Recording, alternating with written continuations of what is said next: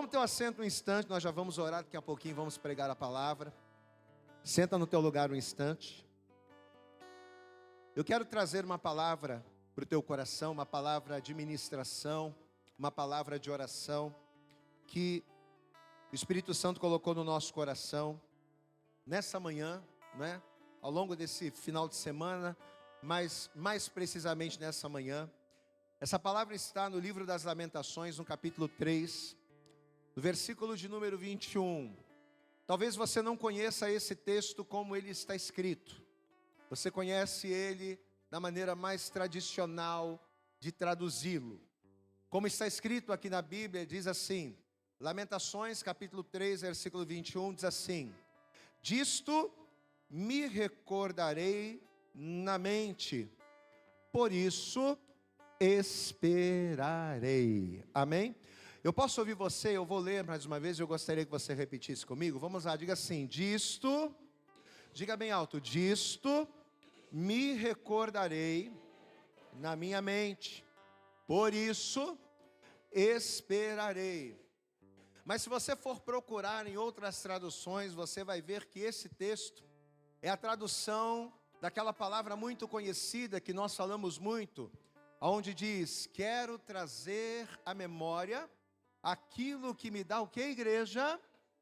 Esperança. Você pode repetir isso? Diga, eu quero trazer à memória o que me traz esperança.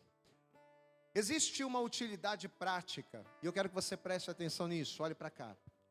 Existe uma utilidade prática para cada palavra contida nas Escrituras. Cada texto que você lê da palavra de Deus, cada versículo, cada história que você lê, por mais que tenha se passado há 2000 anos, há 3, há 4000 anos atrás, mas cada palavra, cada versículo, ele tem uma utilidade prática nas nossas vidas nos dias de hoje. E em especial para mim, eu confesso a você que essa palavra aqui, ela serve para mim como um combustível para ser perseverante. Quando eu vejo essa palavra, quando eu escuto esta frase, quero trazer à memória aquilo que me dá esperança, caiu aqui. Mas quando eu escuto, todas as vezes que eu leio esse texto, que eu escuto essa frase, essa palavra ela fala comigo de uma maneira muito profunda, como um combustível para eu perseverar. Eu vou dizer para você que não foi sempre assim. Eu sempre fui uma pessoa que começava coisas e não terminava. E eu acredito que existe a grande maioria das pessoas nos dias de hoje são assim. A maior parte da população é formada por pessoas que começam planos, por pessoas que começam projetos, mas não terminam. E eu confesso a você que durante algum tempo da minha vida, eu tinha esse mau hábito de começar coisas, de começar cursos, de começar projetos e não concluí-los. Mas depois que eu comecei a conhecer mais a palavra de Deus, a me aprofundar mais na palavra de Deus, Deus ele começou a transformar isso na minha vida. E uma das coisas, um dos fatores determinantes para que eu me tornasse uma pessoa perseverante em tudo aquilo que eu faço, foi justamente esse versículo. Quero trazer à memória o que me traz esperança. Pastor, o que significa? Como assim? Trazer à memória o que nos traz esperança é o que me faz conseguir perseverar nos meus projetos. Hoje em dia eu sou uma pessoa que eu não aceito começar uma coisa e não concluir. Hoje em dia eu não aceito começar um projeto, começar um trabalho, começar uma visão e não acabá-la. É claro que quando a gente começa um projeto e a gente começa a caminhar, as lutas vêm, as situações vêm, problemas se levantam para tentar impedir você de continuar. Situações acontecem, imprevistos acontecem para tentar desanimar você daquilo que você começou a fazer. E comigo não é diferente. Se eu começo um trabalho, se eu começo um projeto, é claro que a gente começa muito bem, mas ao decorrer daquilo, situações acontecem para tentar desanimar, para tentar desestimular, para tentar fazer com que a gente paralise. Mas todas as vezes que eu enfrento uma oposição ou uma dificuldade ou uma situação que tenta trazer tristeza ou paralisia, eu penso nesse versículo. Eu trago à memória aquilo que me traz esperança. E o que é que me traz esperança? para continuar nos projetos que eu começo? O que é que me traz esperança para que eu venha perseverar e não desistir daquilo que eu comecei? É eu saber qual é o propósito daquilo. Por que que eu não desisto da minha fé? Por que que eu não desisto de Jesus? A gente sabe que na nossa caminhada cristã, muitas coisas acontecem. E 90% das situações adversas que vêm é para tirar a gente da graça, é para afastar a gente de Cristo. Mas por que que eu persevero? Por que que eu continuo? Porque eu trago à memória aquilo que me traz esperança. E o que é que me traz esperança suficiente a fim de não desanimar de Jesus? É eu saber que no final da minha jornada, no final da minha caminhada, eu vou ter um lugar reservado na glória com Cristo. Posso ouvir um glória a Deus? Então, quando eu trago à minha memória o porquê de eu caminhar, quando eu trago à minha memória o porquê de eu perseverar, aquilo acaba fazendo com que eu tenha uma força maior para perseverar na caminhada. Então, quando você começa algo, quando você está fazendo algo, e de repente a luta vem, o que você precisa fazer? O que você precisa trazer à memória? O que você precisa pensar? Por que eu estou fazendo isso? Por que eu caminho com Deus? Por que eu estou na igreja? Por que toda quinta e todo domingo eu participo dos cultos? Por que às terças-feiras eu vou nas células, nas redes? Por que eu prego? Por que eu evangelizo? Por que eu toco? Por que eu canto? Por que eu participo do grupo de homens, do grupo de casais? Por que eu faço a obra? Por que eu estou na igreja?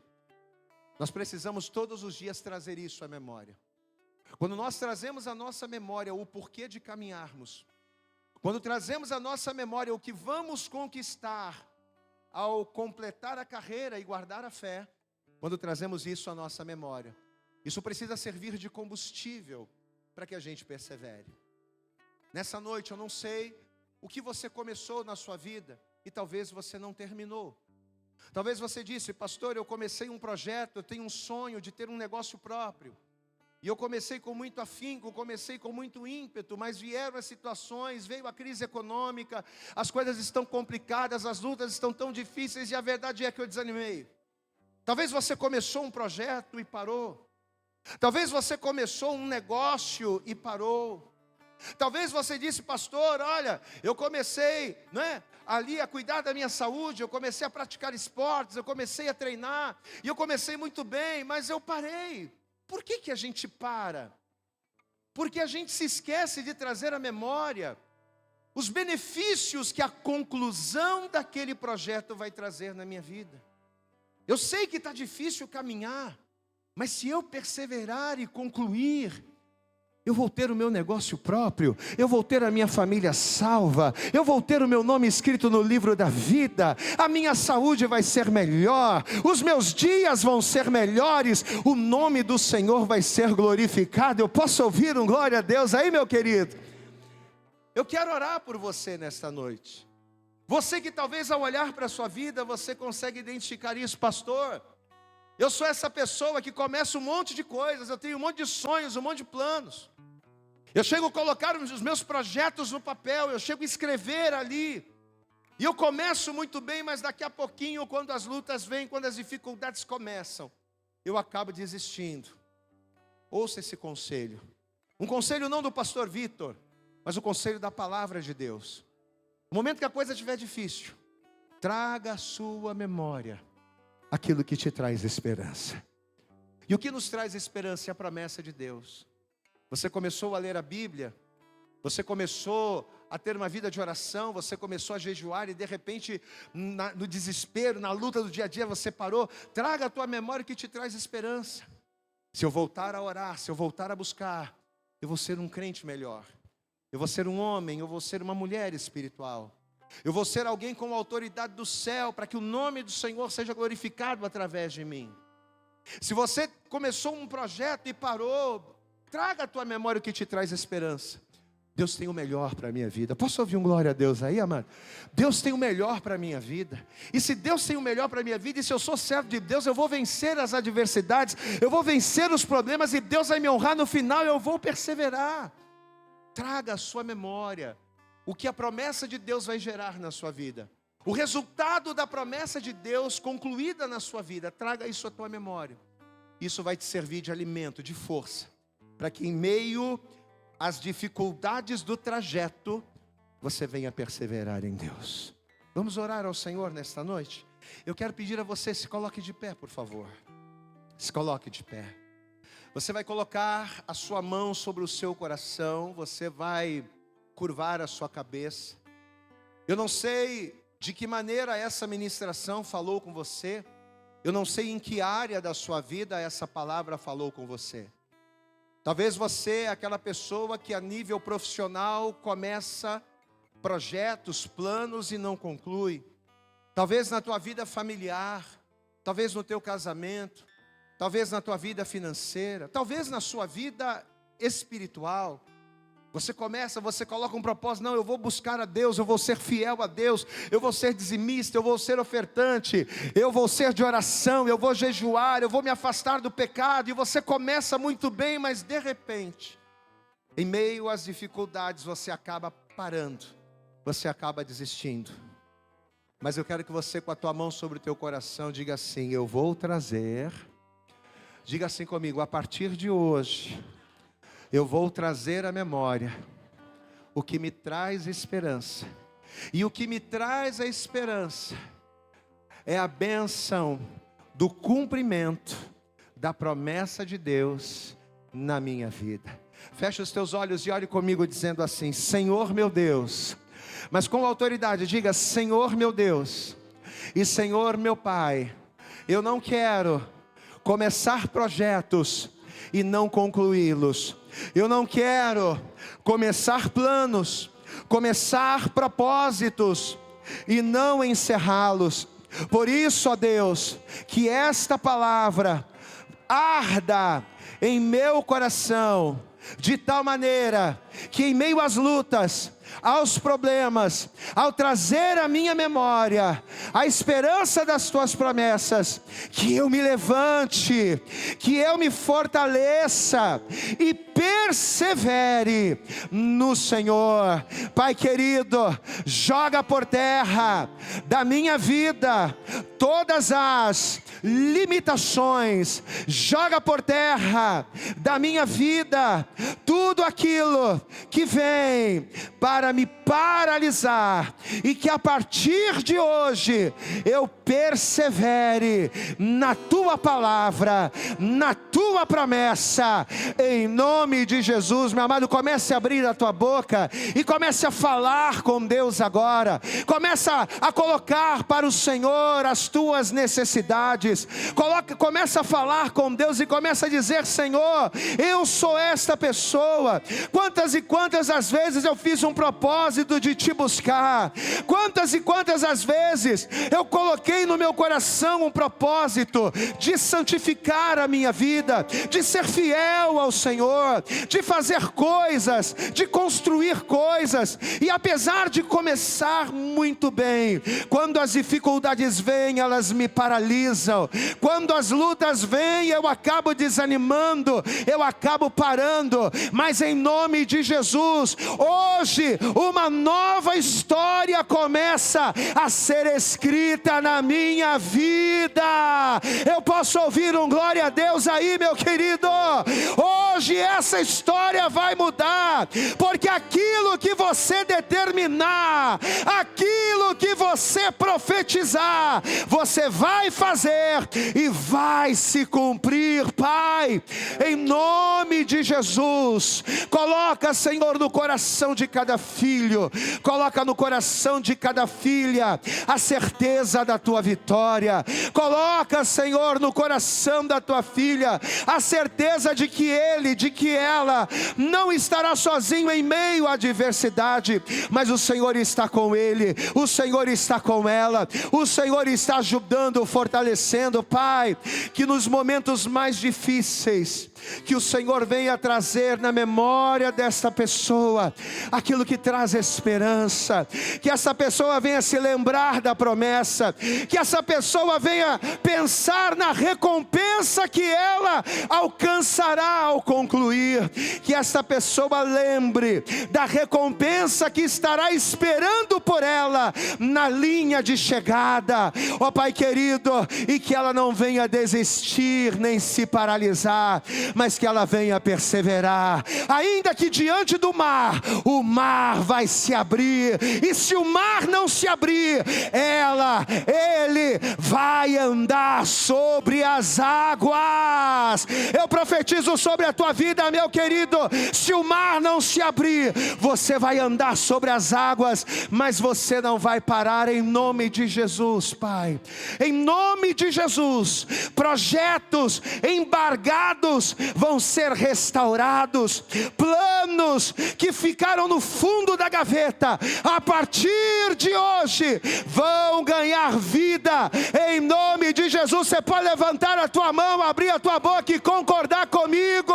Concorda, glorifica, concorda, toma posse desta palavra sobre a sua vida, em nome de Jesus. Vamos aplaudir bem forte ao Senhor nesta noite. Dá glória a Deus aí, meu querido, dá glória a Deus aí, aleluias, glória a Deus. Traga à tua memória a recompensa que estará esperando por você na linha de chegada, quando você concluir aquilo que você começou. Posso ouvir um glória a Deus aí, amado? E eu tenho certeza que, trazendo à tua memória a esperança da recompensa da promessa, você vai perseverar um pouco mais, e a cada passo que você der, Deus vai colocar o chão debaixo dos teus pés. A cada passo que você der, Deus ele vai construindo um caminho sobre as águas. Eu creio, você crê nisso?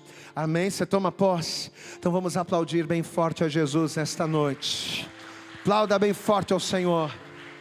Tome posse desta palavra sobre a sua vida, amém? Agora sim, pegue a Bíblia, pegue a palavra de Deus.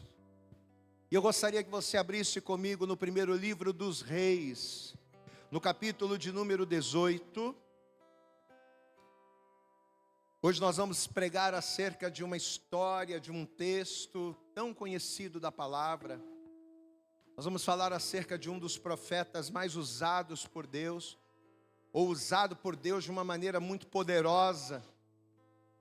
Mas nós não só vamos falar acerca deste profeta, mas nós vamos falar também acerca de tudo aquilo que envolveu a vida deste profeta, de tudo aquilo que estava ali no contexto para que o sobrenatural acontecesse.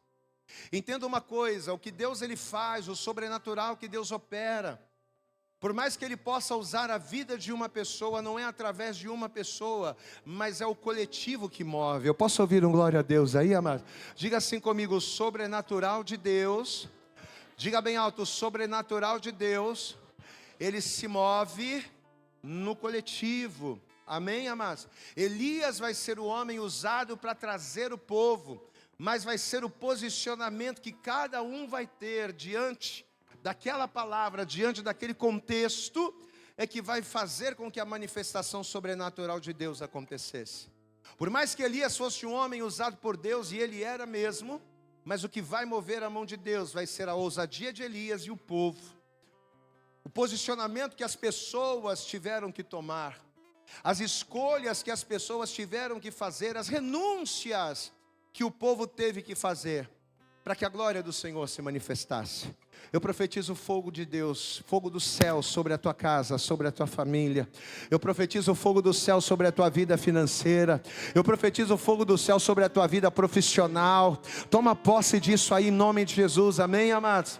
Mas entenda, todo mundo precisa fazer a sua parte. Deus precisa fazer a parte dele, mas eu preciso fazer a minha. Amém? Primeiro livro dos Reis, no capítulo 18. Veja o que a palavra vai nos dizer aqui, no versículo de número 30. Primeiro livro de Reis, capítulo 18. Num ano em que a palavra profética aos nossos corações é de que nós estamos em um ano em que é tempo de andar com Deus, num ano em que nós estamos pregando e orando e profetizando andar com o Senhor. Elias, ele vai chegar diante do povo, que precisava ver a chuva, mas que também precisava ver o manifestar da glória de Deus. Elias vai chegar diante desse povo e vai dizer: gente, a gente tem que estar num só pensamento, a gente precisa estar numa só visão. Não adianta a gente estar aqui, mas cocheando entre dois pensamentos. Não adianta a gente estar aqui, mas a gente não está 100% aqui. Em outras palavras, esse texto que nós vamos ler agora, traduzido, é o que Elias vai passar para o povo e é o que Deus também quer passar para nós. 1 Reis capítulo 18, verso 30 diz assim: então Elias disse a todo o povo: chegai-vos a mim. E todo o povo se chegou a ele e restaurou o altar do Senhor que estava quebrado. Então olha o que Elias vai propor, gente. Deus tem fogo do céu, Deus tem sobrenatural para manifestar na nossa vida. Glória a Deus, amado. Deus tem sobrenatural para manifestar na tua casa, em nome de Jesus. Lá na vida daquele marido, na vida daquele filho, na vida daquele teu esposo, Deus tem sobrenatural. Mas olha o que Elias está dizendo aqui: chegai-vos a mim. A gente tem que caminhar no mesmo passo. A gente tem que falar a mesma língua, o mesmo idioma. Porque se um puxar para um lado e outro puxar para o outro, ou se a gente fizer corpo mole, a coisa não vai andar. Então Elias disse a todo o povo: chegai-vos a mim. E todo o povo se achegou a ele e restaurou o altar do Senhor que estava quebrado. Glória a Deus, amados. A gente já falou inúmeras vezes isso aqui, e nunca é demais falar mais uma vez.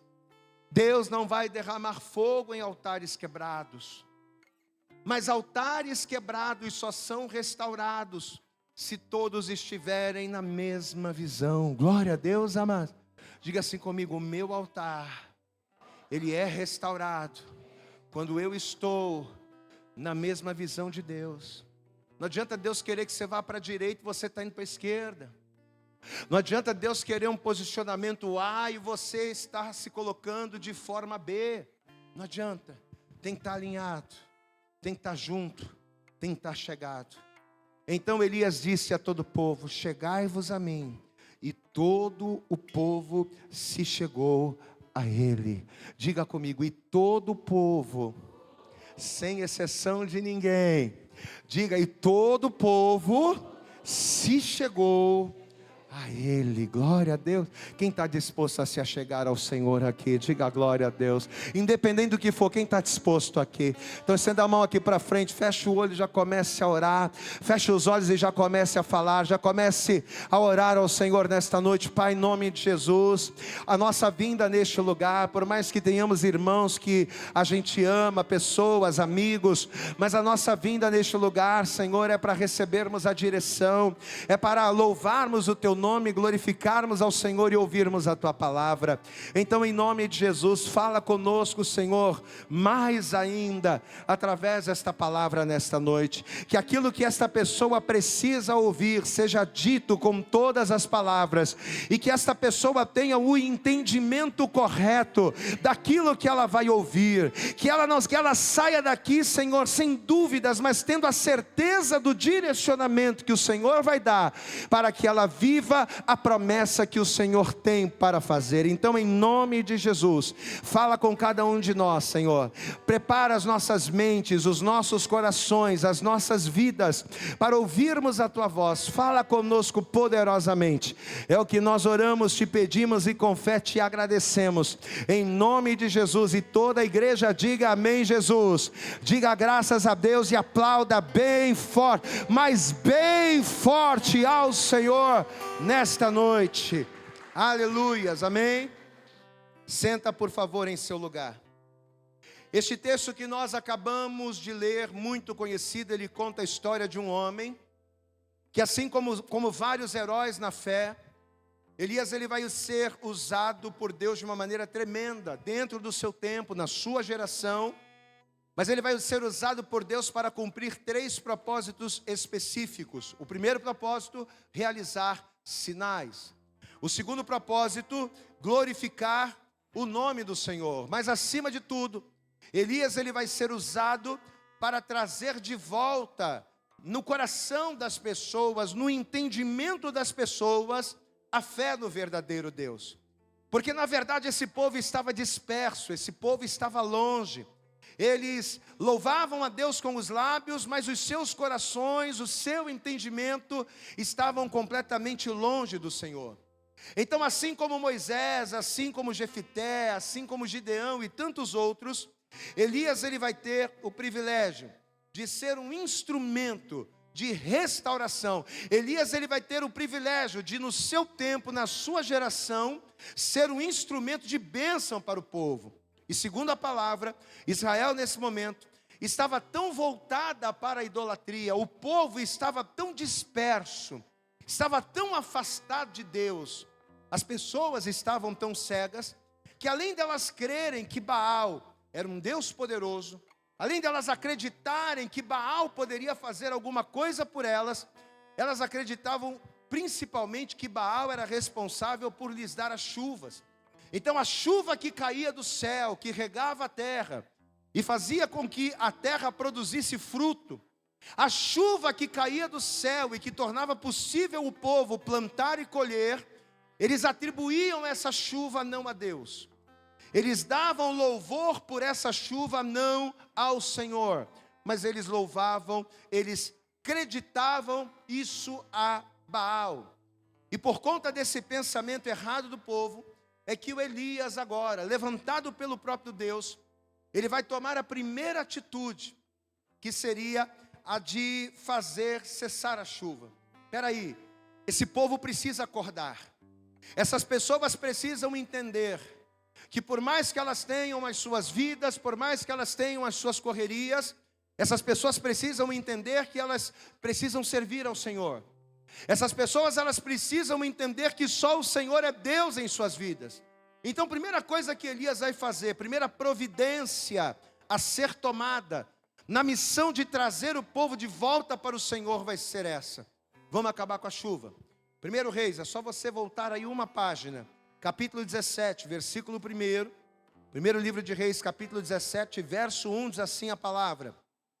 Então Elias, o tisbita, dos moradores de Gileade, disse a Acabe: vive o Senhor, Deus de Israel. Então Elias ele vai direto ao rei. Vive o Senhor, Deus de Israel, perante cuja face estou, que nestes anos nem orvalho, nem chuva haverá, senão segundo a minha palavra. Amém, amados? Então Elias agora, movido pelo Espírito, cheio de autoridade, entendendo a missão que lhe foi delegada pelo próprio Deus, Elias agora ele vai declarar na cara do rei, ele vai declarar ali diante da figura mais poderosa do reino, ele vai dizer: olha, nem chuva, nem mesmo orvalho vai cair sobre a terra, senão segundo a minha palavra. E de fato, durante 3 anos e meio, essa palavra vai se manter. Elias, ele vai liberar a palavra, os céus vão se fechar e não vai haver chuva sobre Israel. Indiretamente, com isso, qual é a impressão que se tem a princípio? Parecia que o Elias, em vez de bênção, ao fazer isso, ele estava decretando uma grande dificuldade, e literalmente estava.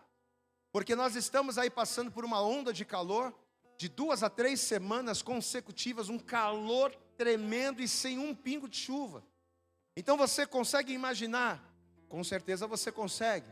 As dificuldades da gente viver num clima assim, com muito sol, com muito calor e sem chuva. Então quando Elias ele diz que não haveria chuva, nem orvalho desceria do céu, a princípio Elias estava trazendo uma dificuldade sobre o povo. Só que, amados, entenda uma coisa, infelizmente, ou felizmente, não sei dizer, mas a grande verdade é que muitas das vezes é assim que Deus faz, é assim que Deus trabalha, quando nós não reconhecemos que Ele é Senhor na nossa vida. Quando a gente não reconhece Deus como Senhor da nossa vida, quando a gente não entrega a nossa vida, os nossos propósitos nas mãos de Deus, na maioria das vezes Ele age dessa forma. Deus permite a seca, né? Elias vai chegar e vai dizer, olha, a partir de agora é seca total. Pois é. E muitas das vezes Deus, Ele permite a seca, Ele permite o deserto, Ele permite as lutas, Ele permite as aflições, para quê? Não por castigo. Às vezes a pessoa está passando por uma dificuldade, ela pensa, poxa, Deus não me ama. Poxa, Deus está me castigando, como é que pode, se Deus me amasse, como é que Deus poderia permitir eu passar por uma situação dessa? Mas amado, não é que Deus está castigando você quando Ele permite o deserto. Não é que Deus está te castigando quando Ele fecha os céus e permite a seca, não. Mas a grande verdade é que a adversidade, muitas das vezes é o que valoriza a paz. Posso ouvir um glória a Deus aí? Você entendeu? Muitas das vezes é a adversidade que valoriza a paz. A gente só dá valor à paz de Deus quando a gente passa pela adversidade. Às vezes Deus Ele te dá bonança. Às vezes Deus Ele te dá prosperidade. Às vezes Deus Ele te dá saúde. E às vezes você não valoriza. Aí o que Deus faz? Vou fechar os céus. Vou permitir a seca sobre Israel. E aí quando você passa pela adversidade, você lembra do que você tinha com Deus. Puxa vida, eu estou aqui passando por esse deserto, mas houve um tempo em que com Deus eu mergulhava em fontes. Eu estou aqui passando por essa seca na minha vida financeira, mas houve um tempo com Deus em que eu estava prosperando. Pois é, muitas das vezes a adversidade valoriza a paz. Muitas das vezes a escassez valoriza a provisão. Meu Deus, eu era feliz com Deus e não sabia. Com Deus eu tinha carro, com Deus eu tinha casa, com Deus eu tinha saúde, com Deus a minha família era plena, mas eu não valorizava, eu não buscava, eu não orava. Aí você passa pelo deserto, aí você lembra, puxa vida, naquela época eu tinha isso e aquilo, e eu não valorizava. A gente lembra do filho pródigo, não é? O filho pródigo só valorizou o pão da casa do pai quando? Quando o pão faltou. Enquanto ele tinha o pão na mesa, enquanto ele comia do melhor da mesa do pai, ele queria a parte dele da fazenda, ele queria ir para o mundo, ele queria fazer o que ele queria. Mas quando ele estava diante do chiqueiro, quando ele estava entre os porcos, só tendo as bolotas dos porcos como opção para se alimentar, foi só ali que ele trouxe a memória e se lembrou do quanto era bom estar na casa do pai. Como ele era feliz e não sabia. A Bíblia diz que o filho pródigo, quando ele se viu desejando comer a comida que os porcos comiam, quando ele se viu naquela situação, a Bíblia diz que ele caiu em si. A adversidade tem o poder de nos fazer cair em si. Os desertos, a seca, tem o poder de fazer com que a gente caia em si. E valorize e entenda e reconheça que só o Senhor é Deus na nossa vida e só Ele tem o melhor para mim. Glória a Deus, amado.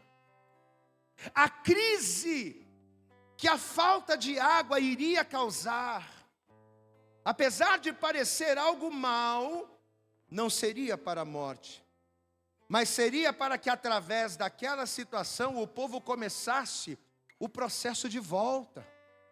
Então quando Elias ele chega diante de Acabe e diz, não vai chover, o que Elias estava querendo? Trazer o povo de volta. Fazer o povo entender que quem manda na chuva, quem manda no tempo é Deus. Quem manda no céu, quem manda na terra é Deus. Quem manda no teu marido, quem manda na tua esposa, quem manda na vida do teu filho, quem manda no teu trabalho, quem manda no teu patrão, quem manda na tua enfermidade, quem manda no teu corpo é Deus. Então levanta a tua mão, abre a tua boca e não glorifica Baal, glorifica a Deus, porque é Deus quem vai mudar a tua história. Aplauda bem forte ao Senhor, é Ele que abre o céu. Aleluias! Romanos capítulo 8, verso 28 diz: e sabemos, e a gente já pregou sobre isso esses dias, e sabemos que todas as coisas contribuem, cooperam juntamente para o bem daqueles que amam a... Então o deserto não é mal não, rapaz. Você passar por uma falta de dinheiro de vez em quando é bom. Posso ouvir glória a Deus aí, amado? Né?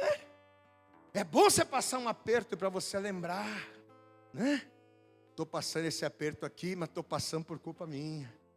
Porque se eu estivesse sendo fiel a Deus, se eu estivesse buscando a Deus, se eu estivesse orando como eu já orei e Deus já respondeu, se eu estivesse buscando como eu já busquei e Deus fez, a coisa seria diferente. Então aquela seca, ela vai contribuir muito para o povo. Até porque diz a Bíblia que por causa dessa aflição, é que o povo vai começar a olhar para Deus, porque Baal não vai conseguir resolver o problema. Olha que coisa, Elias vai decretar seca, mas Baal, que segundo eles era o Deus da chuva, Baal não vai conseguir desfazer aquilo que o profeta Elias profetizou. Amém, amado? Espera aí, se Baal é o Deus da chuva, era só Baal dar uma ordem e essa seca ia acabar. Pois é, mas não acabou não. Não deu para Baal, não deu para Astarote, não deu para os ídolos, não deu para a ferrada, porque quem decretou é Deus. E aquilo que Deus ele decreta, o homem não pode desfazer. Aquilo que Deus faz, aquilo que Deus diz, o homem não pode desfazer. Amém, amados? O povo vai começar a duvidar. Peraí, mas Baal não está conseguindo desfazer o que Elias em Deus profetizou. O povo vai começar a ficar em dúvida, e vai ser justamente nesse momento de dúvida em que o povo estava, é que o Elias ele vai aproveitar e vai lançar o tal do desafio, né? Quem aqui já ouviu falar do desafio aos profetas de Baal? Levanta a mão. Você conhece essa história? Quando Elias percebeu que o povo estava, né, titubeando, Elias agora vai lançar o desafio.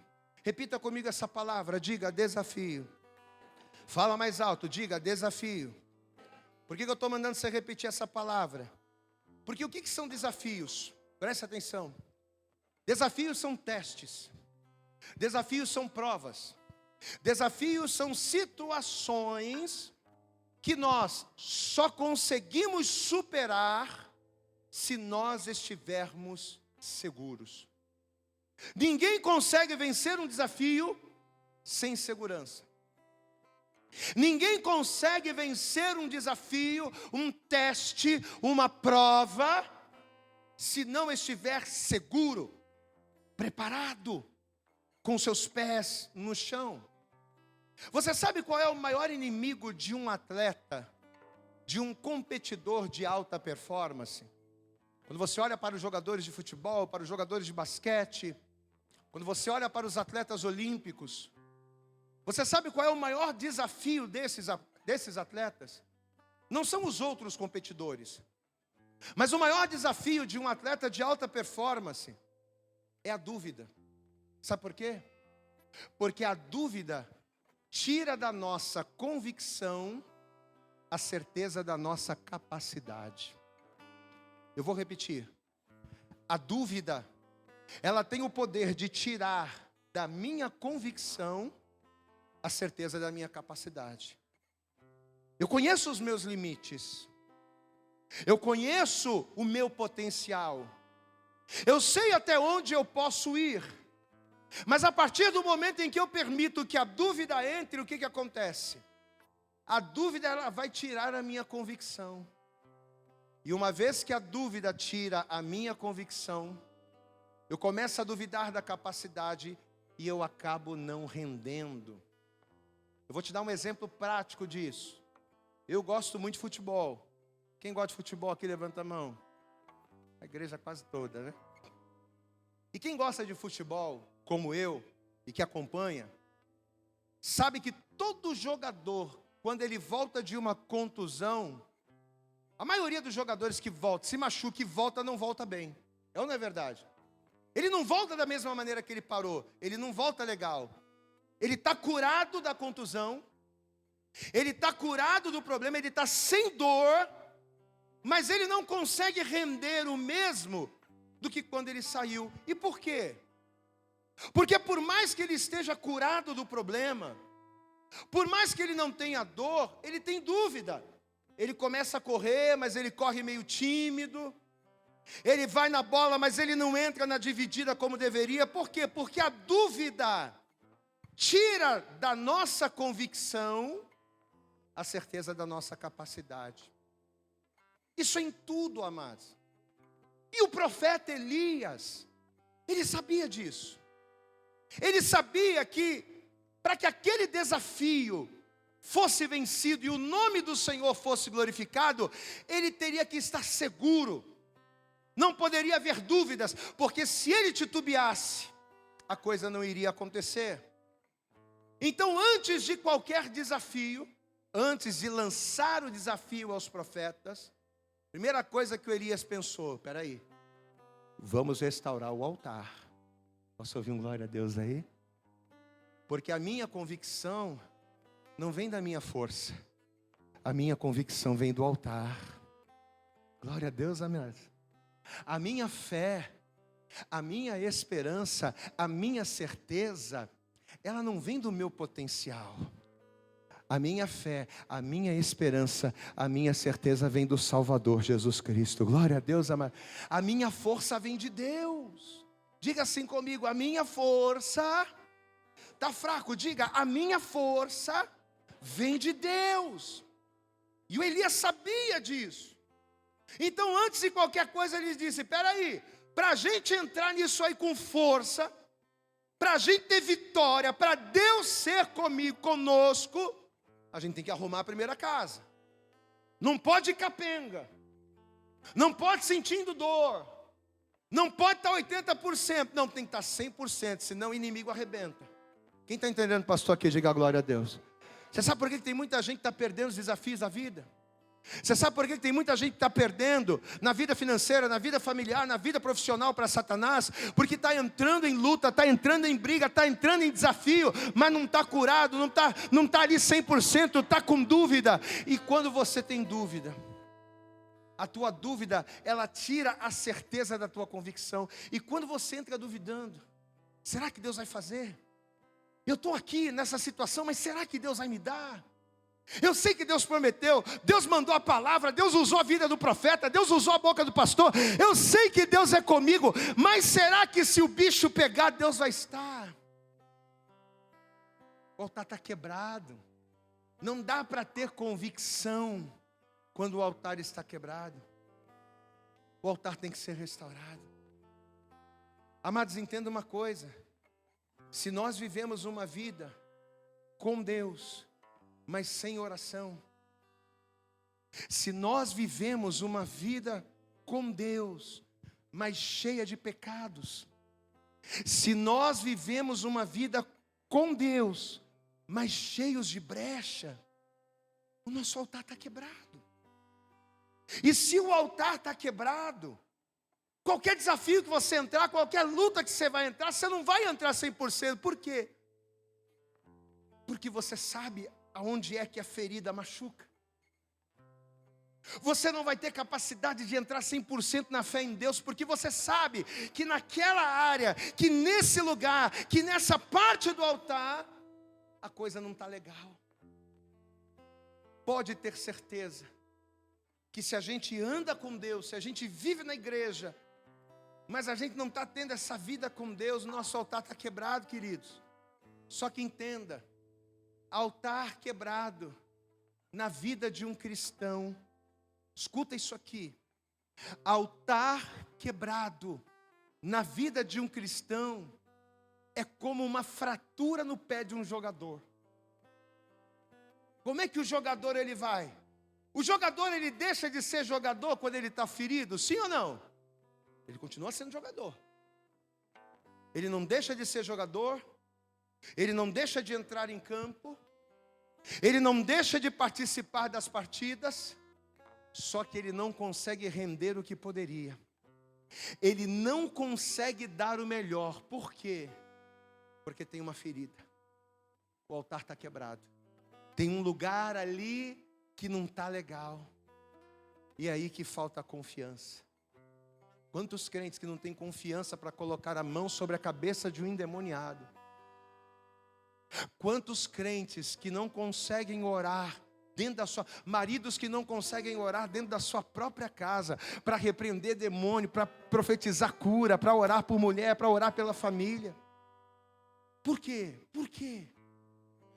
Porque o altar está quebrado, mas está ferido, não está 100%.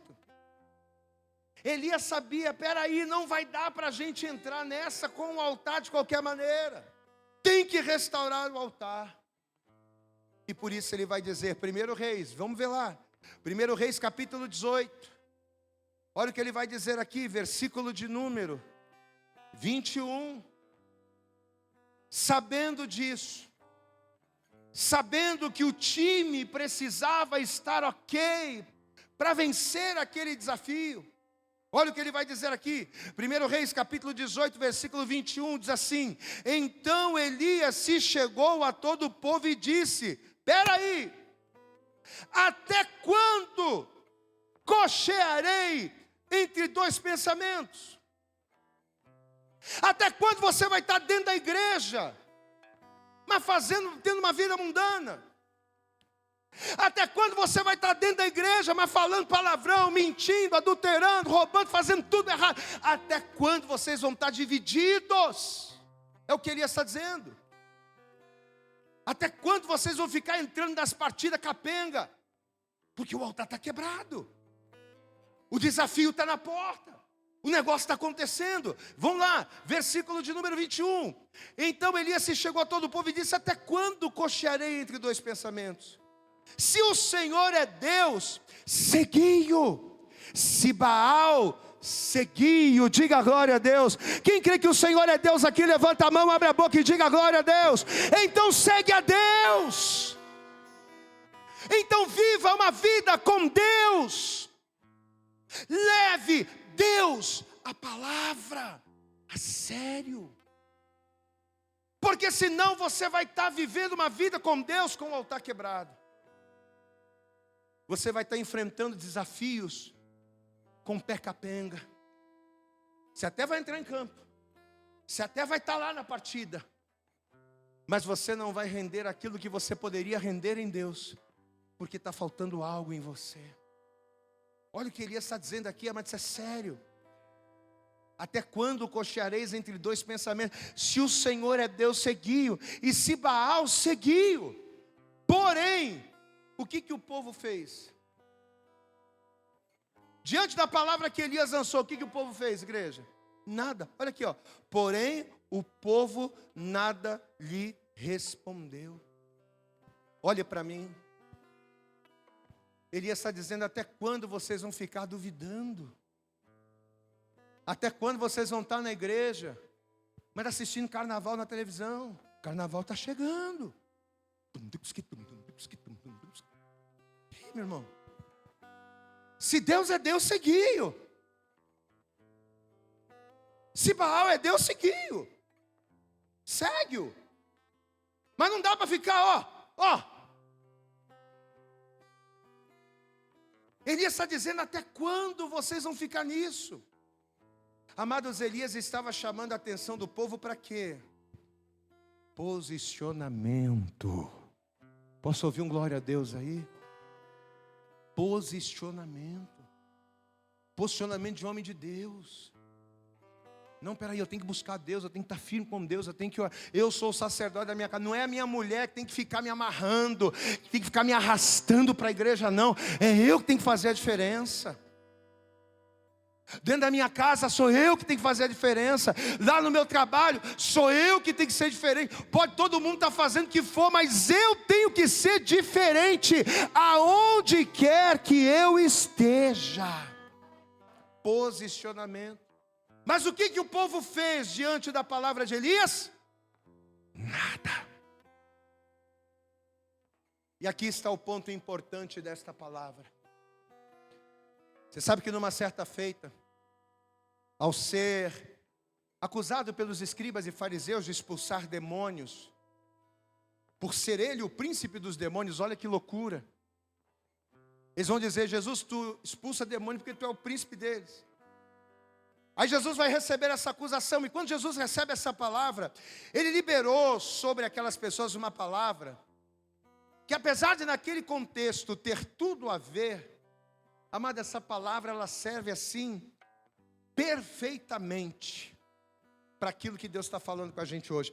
Abre comigo lá, deixa marcado aí, Reis, vai comigo em Marcos, Evangelho de Marcos capítulo 3, olha isso aqui, Marcos capítulo 3, versículo de número 22 diz assim, olha aqui: e os escribas que tinham descido de Jerusalém diziam: tem Belzebu, e pelo príncipe dos demônios expulsa os demônios. E chamando-os a si, disse-lhes por parábola. Jesus vai explicar para eles: vem cá, você acha que Satanás pode expulsar Satanás, rapaz? Você está falando que eu expulso demônio porque eu sou o príncipe dos demônios, mas peraí, você está prestando atenção na idiotice que vocês estão dizendo? Como pode Satanás expulsar Satanás? E se um reino se dividir contra si mesmo, tal reino não pode subsistir. E se uma casa se dividir contra si mesma, tal casa não pode subsistir. Diga glória a Deus.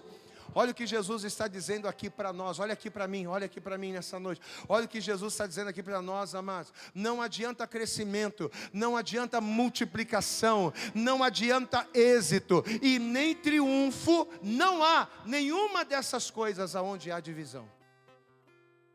Eu quero vitória, eu quero bênção, eu quero milagre, eu quero fogo descer do céu. Não vai descer enquanto houver divisão, seja de ideias, seja divisão de pensamento, ou seja até mesmo de fé. Jesus está dizendo aqui: uma casa dividida contra si mesma não subsiste. Amado, essa palavra é muito séria, sabe por quê? Porque segundo o que o apóstolo Paulo diz, eu e você somos uma casa espiritual. Você é uma casa, e você é uma casa que nasceu para ser casa de Deus, morada do Espírito Santo. Então levanta a tua mão, abre a tua boca e começa a dizer: eu sou de Deus, nessa casa aqui só Deus habita, só o Espírito Santo habita, e mal nenhum vai entrar. Aplauda bem forte ao Senhor. Casa dividida não subsiste. Aleluias. Se você não segue a Deus, você está em divisão com Deus, meu querido. Se Deus manda você fazer a vontade dEle e você não faz a vontade dEle, você está dividindo com Ele. Você é uma casa que está dividida em si mesma em relação a Deus. Forte isso. E casa dividida não prospera. Você conhece a palavra de Deus, mas não segue a palavra. Casa dividida. Eu sei o que Deus quer de mim, mas eu não faço o que Deus quer de mim. Casa dividida. A palavra manda eu buscar a Deus, mas eu não busco. A palavra manda eu ser fiel, mas eu não sou. Eu preciso congregar, mas eu não quero. Eu preciso ouvir a palavra, mas eu não quero. Casa dividida. Quem está entendendo, pastor, aqui? Diga glória a Deus. Cada um de nós que estamos aqui nessa noite, somos templo de Deus. E uma vez que nós, como casa de Deus, uma vez que a gente reconhece que só Ele é Deus na nossa vida, uma vez que a gente reconhece que esse narizinho é dEle, que esses olhos são dEle, que esse ouvido, que essa cabeça, que essa boca, que esse corpo, que tudo que existe aqui é dele, você está alinhado, você está em unidade, os céus se abrem, o fogo desce, a glória se manifesta, Deus te usa, o milagre acontece. Mas se você não entende isso, e se você não glorifica a Deus, amados, céus, como diz a palavra, serão como de bronze. Pastor, os céus para mim parecem de bronze, a chuva não cai. Sabe essa onda de calor que a gente está passando em Bangu? Essa onda de calor, ela não está afetando só o meu corpo, ela está afetando a minha vida financeira. Essa onda de calor não está afetando só o meu corpo, ela está afetando o meu casamento, ela está afetando a minha família, ela está afetando a minha vida espiritual. Por quê? Porque você nasceu para ser casa de Deus, mas você vive a sua vida como uma casa dividida. E casa dividida com Deus não subsiste. Uma vez que não há concordância, uma vez que não há unidade, uma vez que há divisão, o que acontece? As coisas não acontecem. O sobrenatural, o fogo. E o que representa o fogo? A gente já falou isso aqui várias vezes. Diga assim comigo: fogo do céu. Diga bem alto: o fogo do céu é o sobrenatural. Sabe aquela coisa, sabe aquela solução que homem não pode te dar, que só Deus, pastor, é só o sobrenatural. Sabe aquela cura que com remédio e com médico já não está mais resolvendo, que é só Deus. Sabe aquela situação financeira, sabe aquela situação espiritual, que você já tentou, que você já fez e nada resolveu, só Deus pode fazer. Pois é, isso é o fogo de Deus. Mas a casa tem que estar alinhada. O altar precisa estar o que, igreja? Edificado. Amém, amados? Uma vez que você nasceu para Deus, uma vez que você foi gerado para Deus, mas não serve a Deus, tudo para. Amém? Porque divisão desestabiliza. Divisão gera dúvida. Divisão gera paralisia. É o pé quebrado. Você não tem confiança. Por que a vida de muita gente está paralisada? Pastor, eu vivo há anos com esse mesmo problema no meu casamento. Estou na igreja, já tive visita, já fiz campanha, já fiz um monte de coisa e esse problema não resolve. Pastor, eu vivo há anos com essa mesma luta na minha vida financeira. Sai de uma situação, sai de outra, eu tento, eu vou, me esforço, rodo, mas a minha vida continua do mesmo jeito. Há 10 anos, o que eu vivi há 10 anos atrás é o que eu vivo hoje. Por quê? A casa está dividida. Amém, amados? A pessoa sabe que o Senhor é Deus, mas a casa dela está dividida entre a vontade de Deus e a vontade dela. A casa está dividida entre a vontade de Deus e o adultério. A casa está dividida entre a vontade de Deus e a mentira. A casa está dividida. E como é que um corpo, olha aqui, como é que um corpo com duas cabeças pode andar? Tem como, igreja? Sim ou não?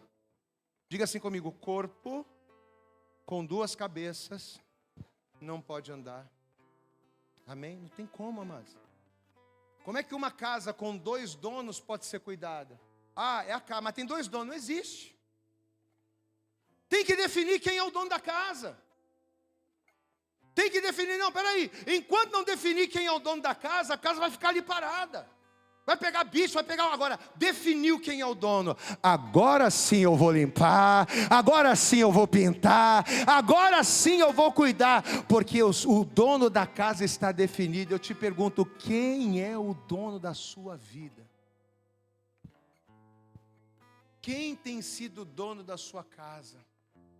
Deus ou você? Quem tem sido o dono da sua casa? Deus ou as suas vontades? Amém, amados? Mateus capítulo 6, versículo 24, Jesus ele diz assim: ninguém pode servir a que igreja? A 2 senhores. Qual foi a pergunta que Elias fez lá para o povo mesmo?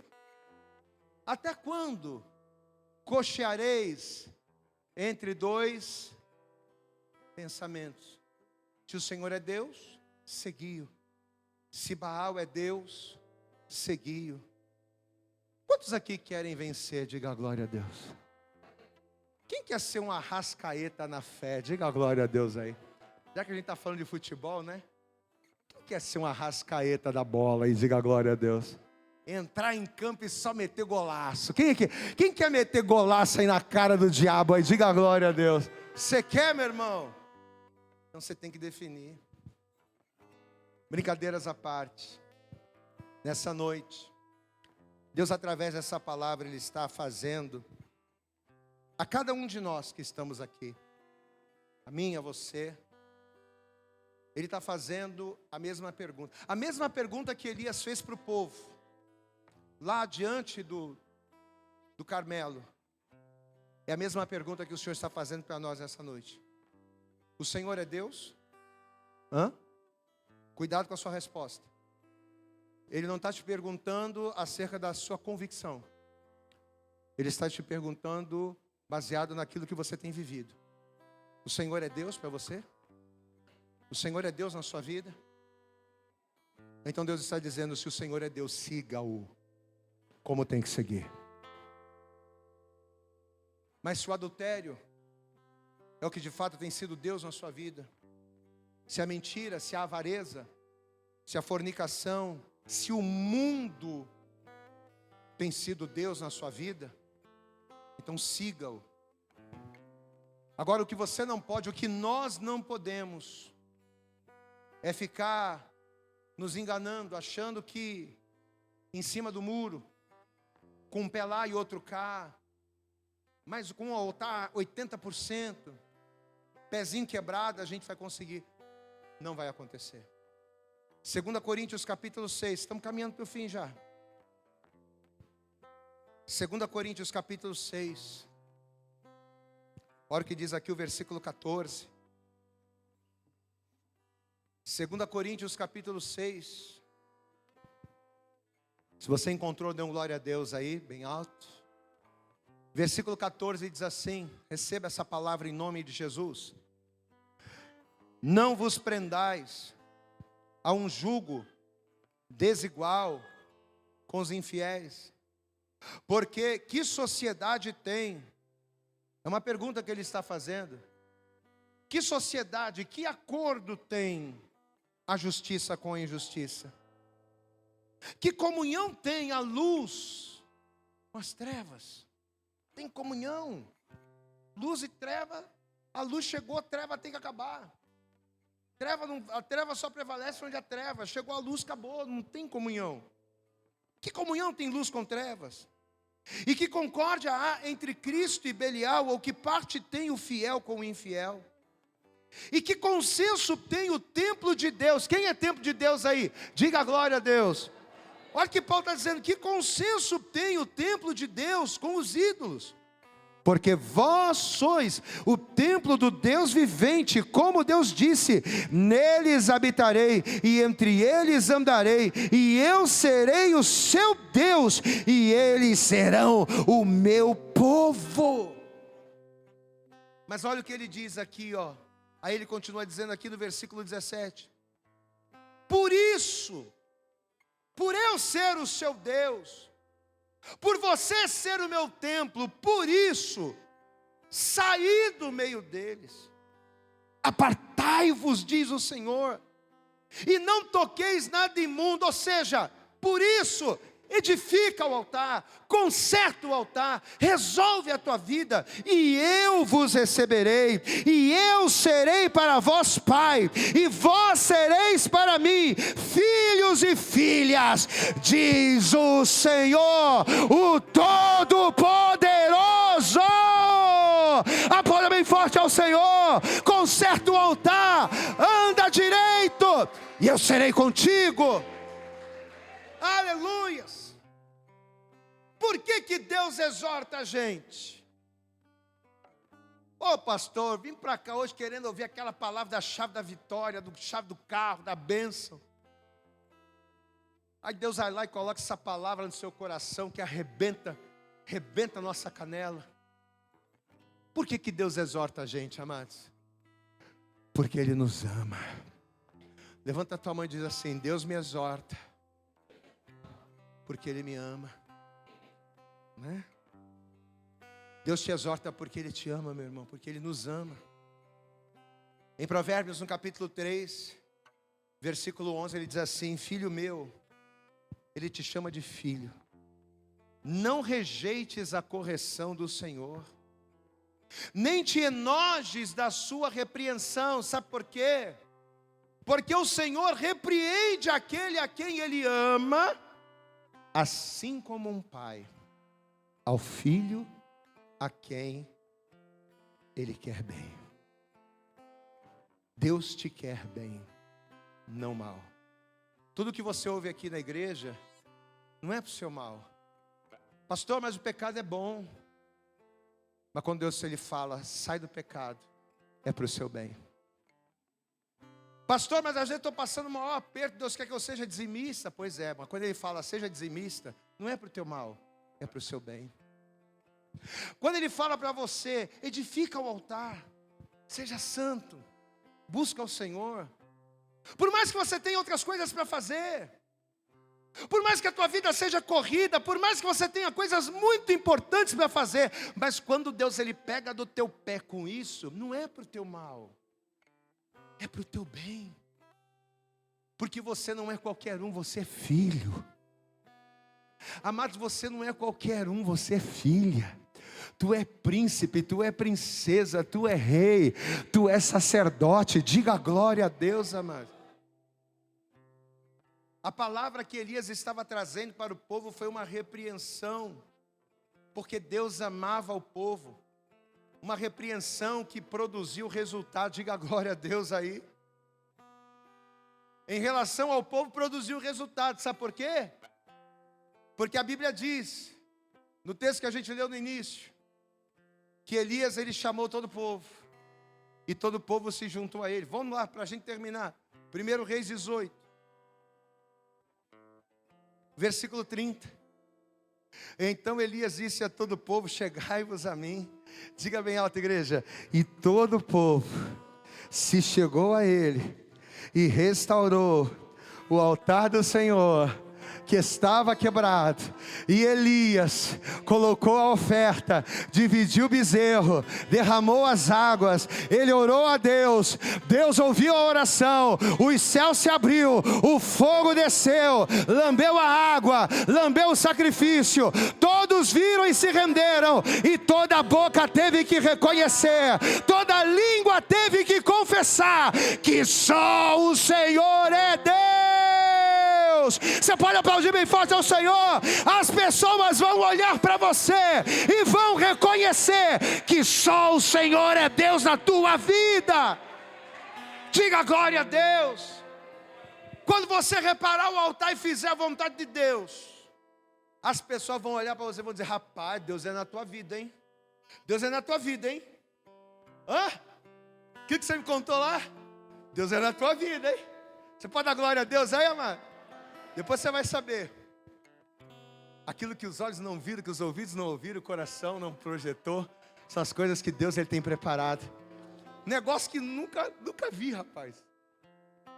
Pode contar? Língua está coçando. Esse cara chega no trabalho, o patrão dele chega para ele e diz assim, rapaz, eu quero te abençoar. Ele está pagando a casa dele própria, que ele conseguiu buscando a Deus aqui. O que eu posso fazer para te abençoar? Posso pagar a tua casa? Você pode dar glória a Deus aí, mano? Eu nunca vi isso. Aplauda bem forte ao Senhor, rapaz.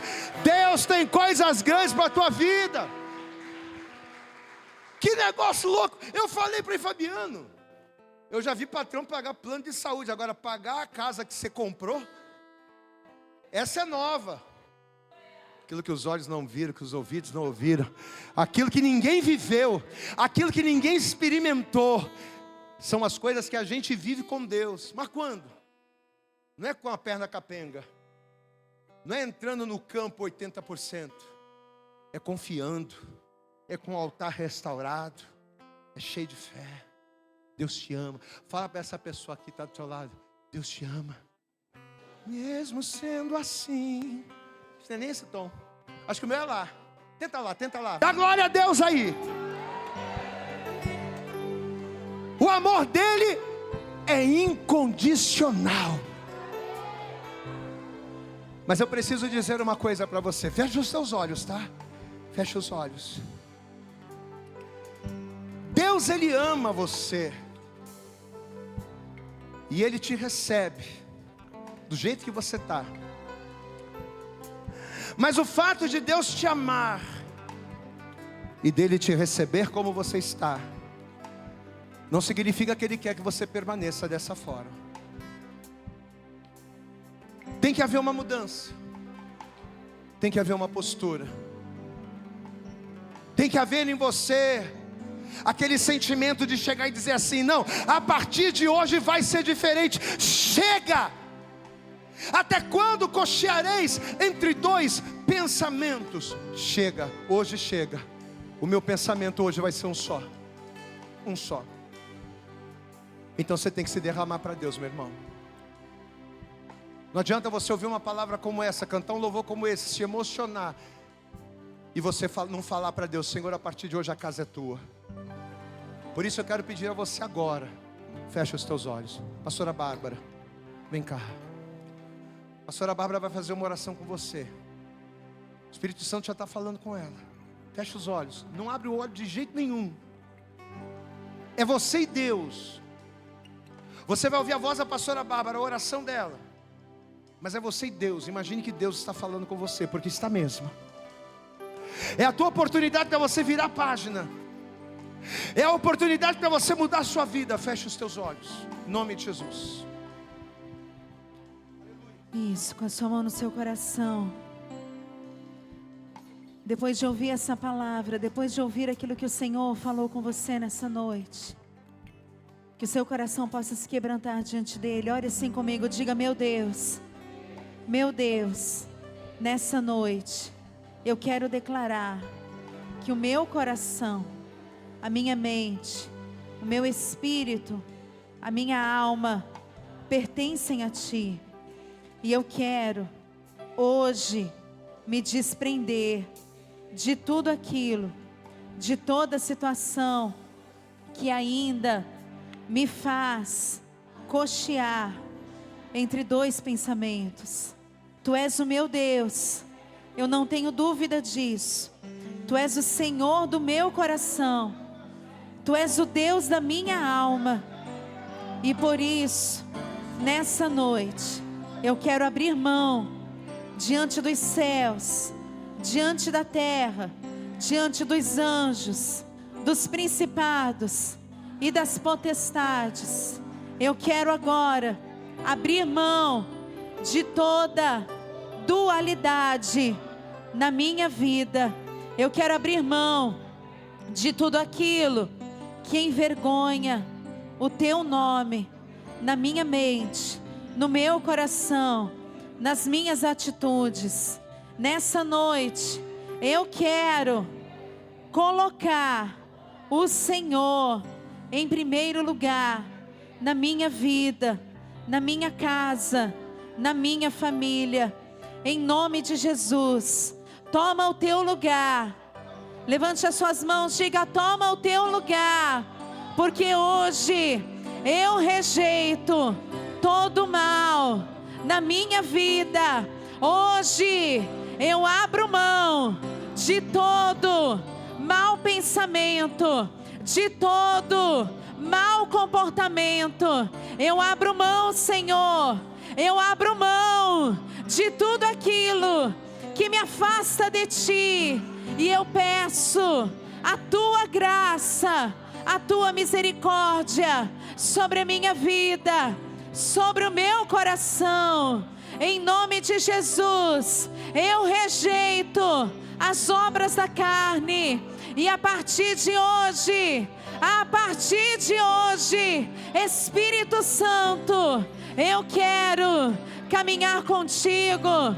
Eu quero, a partir de hoje, ter uma vida diferente na Tua presença, porque eu sei que eu sou amado do Senhor. Eu quero, Senhor, nessa noite, fazer um compromisso de andar contigo todos os dias da minha vida. Em nome de Jesus. Oh, meu querido, minha querida, vai abrindo mão aí no teu lugar.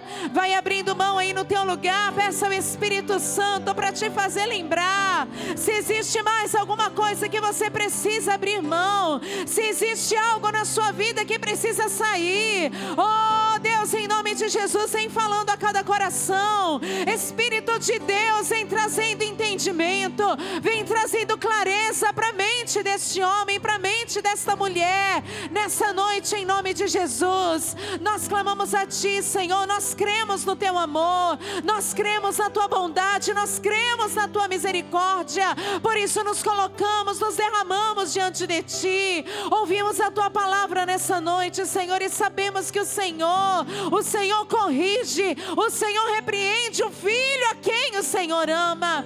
Então vem nos perdoando, Senhor, por todas as vezes que duvidamos, todas as vezes, Senhor, que cocheamos entre dois pensamentos. Oh, Pai, nós queremos aqui nessa noite declarar que Tu és Deus, só o Senhor é Deus, só o Senhor é Deus na nossa vida. Só o Senhor é Deus no casamento deste homem, só o Senhor é Deus no casamento desta mulher, só o Senhor é Deus na saúde, na vida financeira, oh Senhor, na vida familiar. Mas isso tudo ainda é muito pouco, Pai, porque nós queremos declarar que Tu és o Senhor das nossas vidas. Só o Senhor é Deus. Oh, Pai querido, só o Senhor é Deus sobre o Teu povo. Em nome de Jesus, levante as suas mãos e diga: só o Senhor é Deus.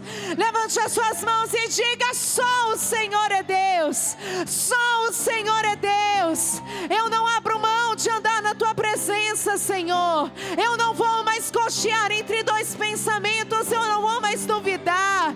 Eu não vou andar cambaleando, Senhor. Não, só o Senhor é Deus. Aleluia. Só o Senhor é Deus em nossas vidas. Só o Senhor é Deus. Você pode levantar suas mãos e adorar o Senhor. Você pode levantar suas mãos. Glorifica, igreja.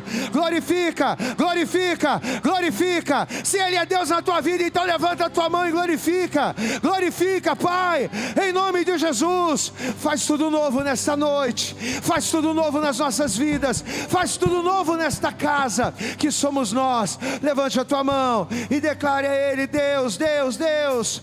Deus me